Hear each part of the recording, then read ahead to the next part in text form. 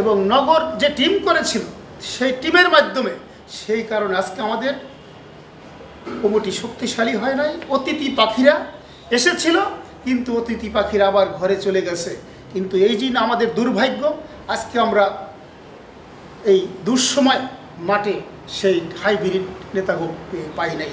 28 October বিএনপির বর্বর হামলায় 19 নং ওয়ার্ড আওয়ামী লীগের কার্যালয় ভেঙে চুরমার করে দেওয়া হয়।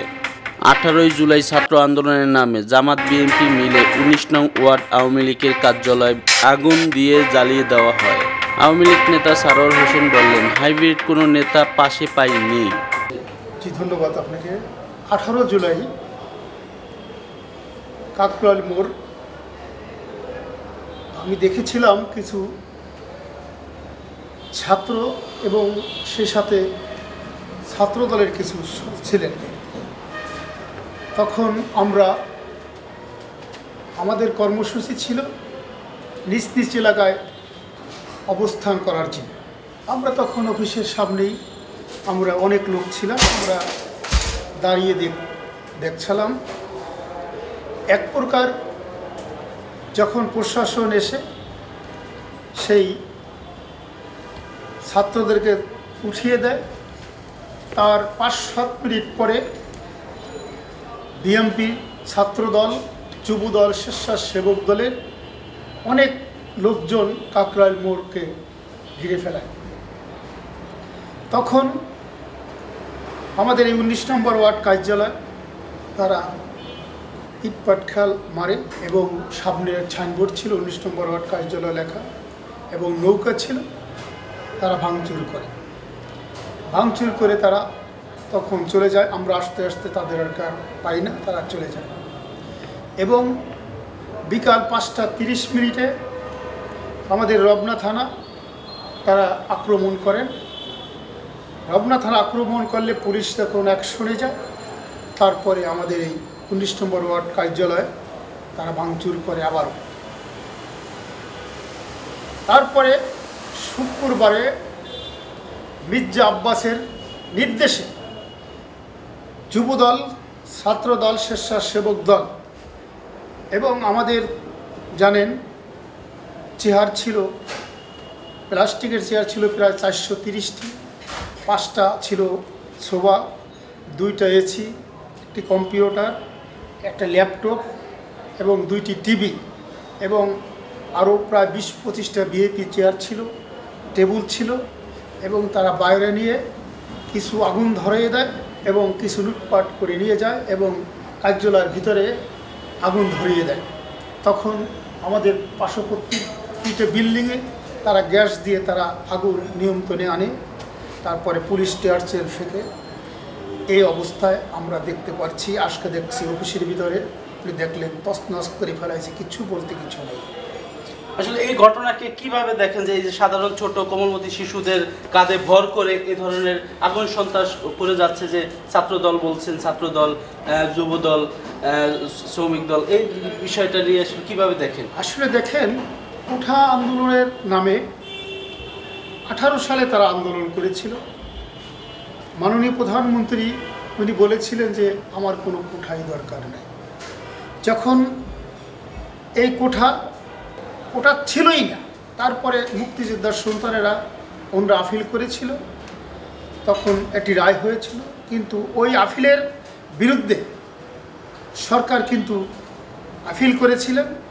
মাননীয় প্রধানমন্ত্রী উনিও চেয়েছিল কোনো কোটা থাকবে না এবং ছাত্রদের দাবিও ছিল কোনটা থাকবে না। প্রধানমন্ত্রী বলেছিল তোমরা ধৈর্য ধরো, তোমরা আদালতে বিশ্বাস করো, আমাকে বিশ্বাস করো। কিন্তু তারা সেই বিশ্বাস না করে ছাত্রদের উপরে ভর করে এই বিএনপি, জামাত এবং শিবিরের লোকজন এই ভাঙচুর চালায়। 13 সালে যারা নাশকতা করেছিল, এদেশে আগুন দিয়ে মানুষ মেরেছিল, 14 সালে যারা নাশকতা করেছিল, আগুন দিয়ে মানুষ হত্যায় নেমেছিল, 15 সালে যারা পেট্রোল বোমা মেরে শত শত লোককে হত্যা করেছিল, তারাই আজকে মেট্রো রেলের মতন সেখানে তারা মেট্রো রেলকে তারা অকার্যকর করার লক্ষ্যে তারা এই ভাঙচুর করেছে। আপনারা জানেন আমাদের রাষ্ট্রের সম্পদ আমাদের বিটিভিতে আগুন দিয়েছে। এবং শুধু তাই নয়, আজকে দেখেন সে আমাদের সড়ক ভবনে তার আগুন দিয়েছে। আজকে যদি আমরা বলতে চাই, আজকে আমরা ডিজিটাল বাংলাদেশে বসবাস করি, তাদেরকে সহ্য হয় না আজকে আসে। এই অফিস তো আসলে 28 অক্টোবর আগেও অনেকবার হামলা হয়েছে, কিভাবে প্রতিরোধ আসলে আপনারা করতেছেন বা আপনাদের নেতাকর্মীরা অবস্থানে ছিলেন? আসলে যে দুঃখজনক, আপনারা জানেন এই অফিসটা একটি কাকরাইল মোড়ে অবস্থান। এখানে অনেক ভিআইপি লোকজন বসবাস করে। আমরা এই অফিসে সাংগঠনিক কার্যকলাপ করি, কিন্তু একটা ওয়ার্ডের একটা অফিসের প্রয়োজন হয়।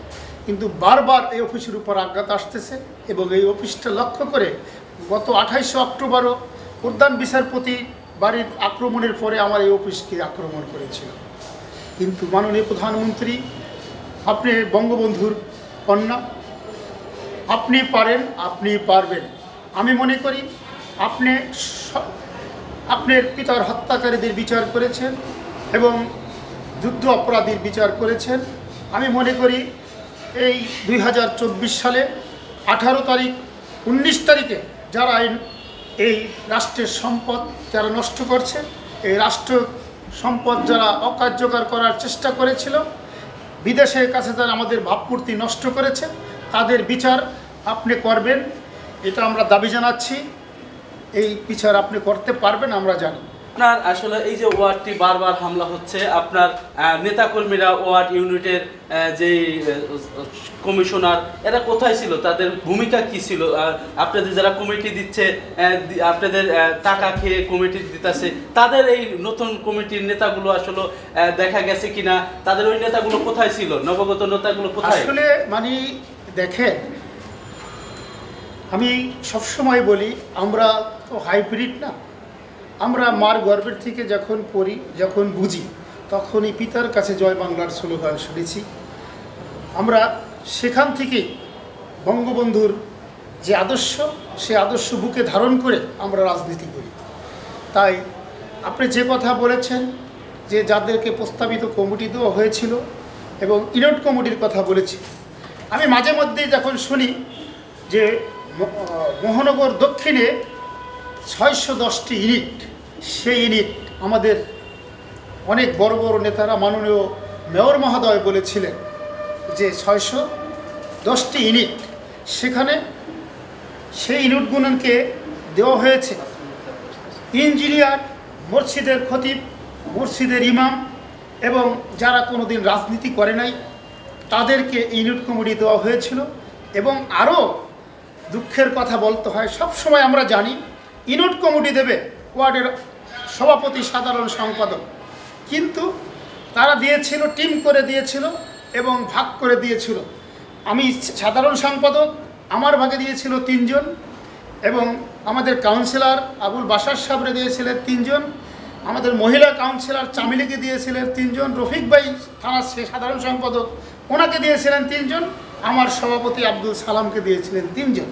কিন্তু আমার ভাগে যদি চোরও হয়, গুন্ডাও হয়, বদমাইশও হয় এবং এই দলের না হলে অন্য দলের থেকে আঙ্গে দল হোক, আমাকে শক্তিশালী হতে হবে, সেইভাবে কমিটি দিয়েছিল। এবং নগর যে টিম করেছিল, সেই টিমের মাধ্যমে, সেই কারণে আজকে আমাদের কমিটি শক্তিশালী হয় নাই। অতিথি পাখিরা এসেছিল, কিন্তু অতিথি পাখিরা আবার ঘরে চলে গেছে। কিন্তু এই যে আমাদের দুর্ভাগ্য, আজকে আমরা এই দুঃসময় মাঠে সেই হাইব্রিড নেতাকে পাই নাই। তা আমি মনে করি আমরা পদ পজিশন আমাদের কাছে বড় কথা না। আমাদের পদ দিলেও আমরা আছি, না দিলেও আমরা রাজপথে আছি। মাননীয় প্রধানমন্ত্রী যে নির্দেশ দেবে, সেই নির্দেশ আমরা অক্ষরে অক্ষরে পালন করব। আমাদের কোনো পদ পজিশনের কোনো দরকার নাই। আমি মনে করি এখন এর সময় এসেছে, প্রশাসন এই আসামিকে তারা গ্রেপ্তার করবে, আর আমাদের সময় এসেছে দলকে ঢেলে সাজানোর সময় এসেছে। আমি মনে করি, আমি একজন সাধারণ কর্মী হয়ে আমি মনে করি যে দলকে করে মহানগর আওয়ামী লীগ এবং যুবলীগ, স্বেচ্ছাসেবক লীগ, ছাত্রলীগ, কৃষক লীগ, শ্রমিক লীগ, আমি মনে করি এক মঞ্চে একদিন পর একদিনে সম্মিলন দিয়ে এই মহানগর আওয়ামী লীগকে শক্তিশালী করার লক্ষ্যে কাজ করতে হবে। তাহলেই আওয়ামী লীগ শক্তিশালী হবে, আবার ঘুরে দাঁড়াবে। আপনাদেরকে ধন্যবাদ। ধন্যবাদ আপনাকে। দর্শক, আমি এতক্ষণ কথা বললাম 19 নং আওয়ামী লীগ নেতা সরোয়ার হোসেনের সাথে। আসলে এই 19 নং ওয়ার্ড আওয়ামী লীগের অফিসটি বারবার ভাঙচুর বা এটা একদমই নিকটে বিএনপির যেই কার্যালয় রয়েছে, এই কার্যালয় পল্টনের একটি কাকরাইল মোড়েই অবস্থিত 19 নং অফিসটি। এই অফিসটি এবারও আসলে কোটা আন্দোলনের নামে যেই দুর্বৃত্তরা, ওনারা আসলে বিএনপির যেই যুবদল, সাধারণ যুবদল আছে, মির্জা আব্বাসের নেতৃত্বেই এই অফিসটি আসলে পোড়ানো হয়েছে। এই পর্যন্তই দর্শক। কাউসার সানি, নিউজ 21, ঢাকা।